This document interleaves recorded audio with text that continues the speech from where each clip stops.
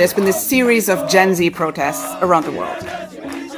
In Indonesia, in Nepal, in the Philippines, in Madagascar, in Kenya. And the shared symbol has kind of popped up in all of them. A pirate flag with a skull wearing a straw hat. This is the One Piece flag, and it comes from this Japanese anime. It's become a banner of resistance for these young people, resistance against inequality, against corruption. Hannah, you've been in Nepal recently for a couple of weeks reporting on the story. Do these protests feel like they have something in common? And what is that? While the individual political situations in each of these countries and the immediate cause of these protests is different, there are a few things that are tying these countries together. One, these are protests that are run by young people, and they're kind of leaderless. You know, there's no one charismatic leader, but it's sort of organically fueled by memes and by TikTok and Discord. And the thing that is really drawing a lot of these people together is they're upset about endemic corruption, which they feel is holding them back. And they're inspiring each other from society to society, from country to country, to go out and protest. Nepal, for instance, this accidental revolution, which was from a social media ban and also this feeling of wanting to combat corruption, then catalyzes movements in the Philippines, and then Madagascar, and then in Morocco, then in Kenya. But the outcomes haven't been uniform, right? Some have been more successful than others. Indonesia still has the same president in power. The protests in the Philippines, which followed those in Nepal, got a lot of people out on the streets, but the same leader is in power. Madagascar, and onward and onward. So Nepal is so far in the minority in that there actually was an overthrow of a government. And as exciting as it was for the young people that they suddenly had a voice, the revolution also came with a lot of violence. Though the Gen Z protesters say it was not they who were doing the burning. Do you think that the overthrow in Nepal has kind of put other governments on edge? Even more than the governments being scared, I think what it's done is that it has galvanized and united young people across the world. We saw that with the Arab Spring, where one group of protests leads to another, leads to another, leads to another. And I think we're at that kind of catalytic moment. But it's now turbocharged, right? These protest memes, like the Jolly Roger flag, move quickly, but it also makes discontent all that bigger and more tragic. Okay, well, breaking news out of Madagascar. The army has taken control of the country and lawmakers in the National Assembly have voted to impeach the president. The military says it will dissolve all institutions except the lower house of parliament. It comes after Anj Rajwalin fled to what he calls a secure location following weeks of unrest.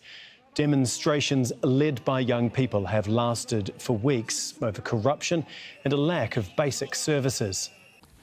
Another coup has successfully happened in the country of Madagascar.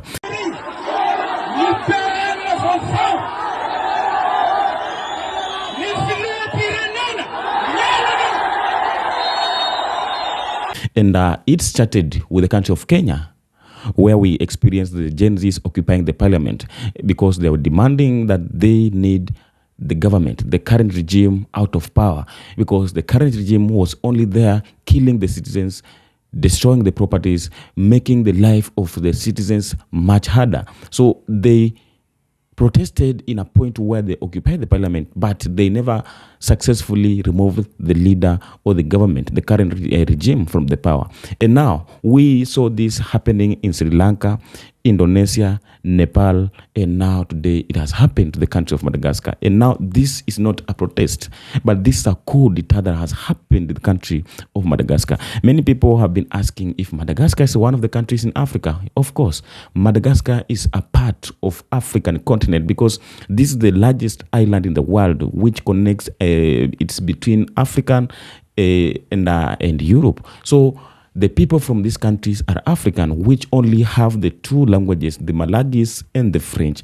But this country has a lot of restrictions, which was put there by the French. That's why many people don't know much from that country. Many Africans have not yet interacted with the people from Madagascar, and that's why when you go to the videos that has been trending on TikTok according to the situation of Madagascar, people have been asking if there is any citizen from Madagascar who can come out and exactly tell us what is really happening from the country of Madagascar. And we have found some of the Madagascar Malagis who have come out and addressed everything that is happening in that country. My name is Nina. I'm from Madagascar and I came here 6 months ago. How do you like Canada? It's easier than in my country. The most difficult is we speak English, but in my country we speak French. It's a little bit hard for me. So why Edmonton? Because we have family here. My sister-in-law came here to join them. What do you do for a living? Customer representative in a French institution. What's any advice you'd like to give to people who are looking to immigrate here in Canada? If you are speaking French, it's really difficult. So you have to prepare yourself before coming here, like watching movie or like this. People are saying that Canada are bilingual. It just started a few days ago after the Gen Zs erupted in that country and protested so much, which forced the president of this country to flee this country and go to France using the French military jet. The president of Madagascar fleeing the country following weeks of demonstrations led by Gen Z protesters. An opposition lawmaker says President Andry Rajoelina left the African nation after members of the military turned against the government. And this is why that is what was the main reason which fueled up the citizens, the Gen Zs, to come out and start to fight hard. And now today, the government has issued an order of shoot to kill to the military of this country. But do you know what happened? The military said no to order of shoot to kill. No order of shoot to kill. We have seen this order being issued in different countries of Africa, even from Kenya, Uganda. But you know what was happening? Immediately after the military received this order of shoot to kill, they do so. And that's why we have experienced many of youths being killed by the bullets, by their own military, which were created there to protect the people, but it was the one which was destroying the life or unaliving the citizens of the country because of their rights of demonstration. Because any country which runs under democracy allows any citizens to protest if only is a peaceful demonstration. But the governments go against the constitution, against the democracy, and decide to shoot the citizens who are peacefully demonstrating, which cause a lot of deaths among the youths. And now, what happened? After the government issued an order of shoot to kill, do you know what happened? The army said no. And what happened next? They went on the street and joined the citizens to protest. They went on the street and joined the anti-protest, which has now today resulted that the coup has already happened in this country, and now the colonel has already taken over the country of Madagascar. In Madagascar's capital, Antananarivo, celebrations broke out as segments of the army joined protesters after officers called on security forces to refuse orders to shoot. A pivotal moment in the country's deepening political crisis.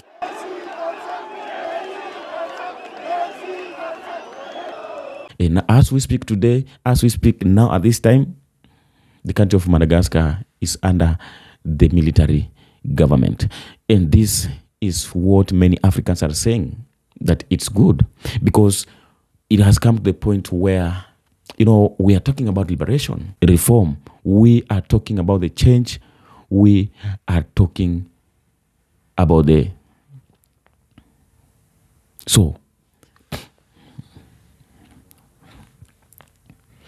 since Captain Ibrahim Traore came to power through the coup, and what he did and what he is doing in his country, the whole world is speaking about Captain Ibrahim Traore, whether you are speaking negatively or positively, but the world is speaking about Ibrahim Traore. Many Africans followed the footsteps. They wanted to go the way of Burkina Faso. Because today what's happening in Burkina Faso is not happening in Nigeria. It's not happening in South Africa. It is not happening in Kenya or Ghana. The development that is being seen in country of Burkina Faso is not happening in Congo. It's not happening in Rwanda. So the citizens, the youths and the citizens have been sitting down watching all that's happening across Africa. And we are like, wow, what is happening? Because this is the time. This is the time of revolution. And we need the good governance. Because Africa has been living under the life of governance which is not there to build up African continent. The Africans have been living a life of a dictatorship, the foreign policies, the white supremacies. We have been living using African, the white supremacies and the foreign policies.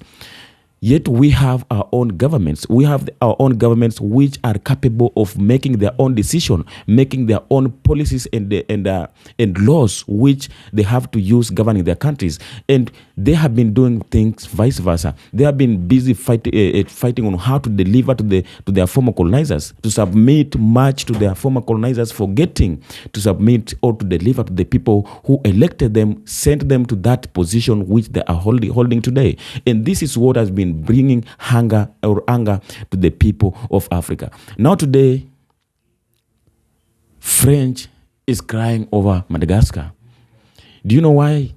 Macron is crying over Madagascar, but this is not because he loves the people of Madagascar, but because he is losing.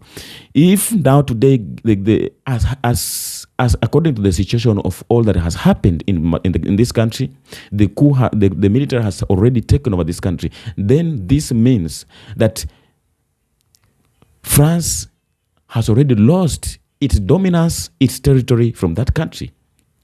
Because France is the one which has been controlling Madagascar. France is the one which has been installing their puppet leaders in that country so that they can keep on coming, access, and do all they want to that country. But if the military can take over this country, this means that they will not allow any foreigner to come and access this country. It means that all the French troops from this country are going to be expelled. It means that all the agreements that was there signed between the Madagascar and French is going to be terminated.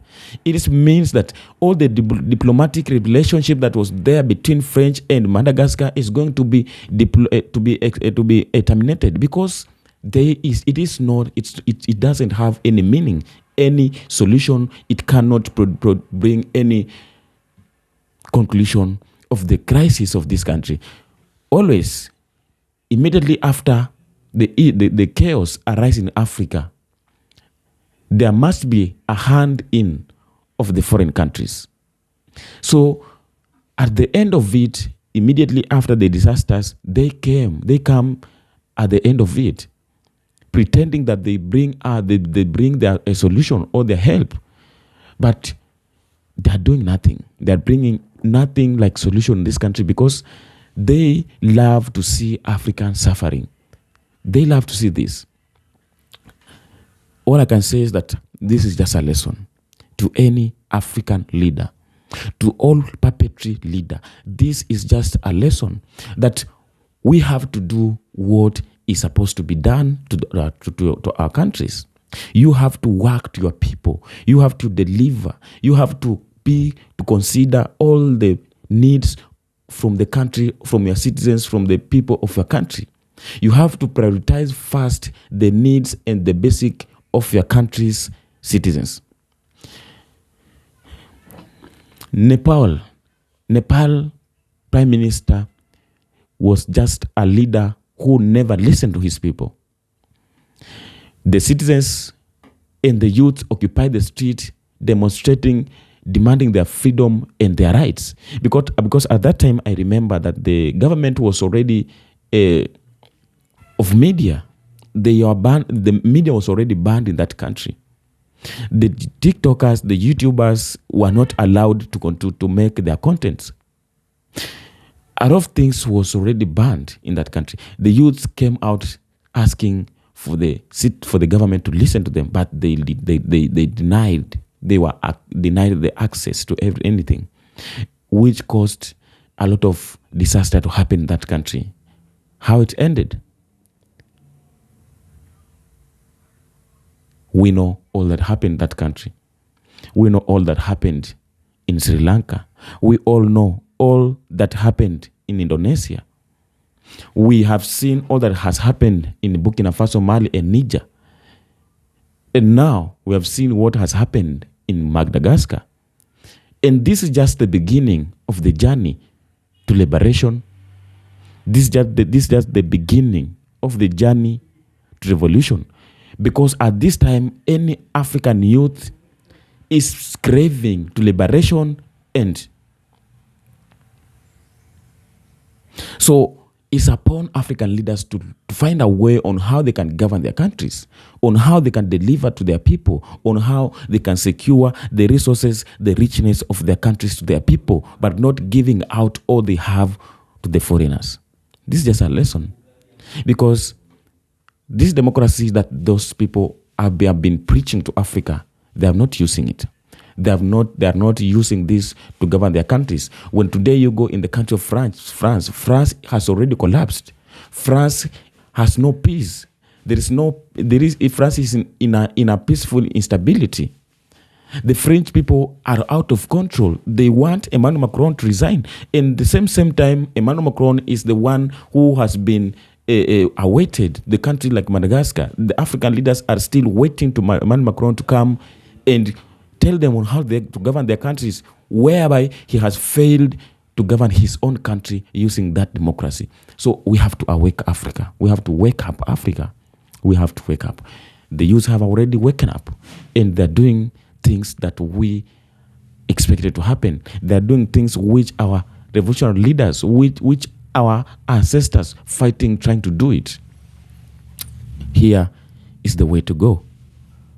Here is the way to go. The time has come, and no one can stop this. No one can stop when the time has already come. This is the time of revolution. This is the time to liberation, and it's a duty of any black person whenever he or she is. This is our responsibility. This is our war, and we have to make sure that we accomplish the mission, that we achieve the mission, the agenda, and the dream of uniting Africa and freeing African from the hands of the oppressors who have been exploited the African continent for so long. Until next time, come to the same. Thank you very much. Tell us, what do you think? What have you experienced from all that is happening across the globe, from all that is happening across Africa? And let's meet on the comment section and really know what all that's happening and all that's going on. Until next episode, be blessed. Regime from I appreciate your support and I love you.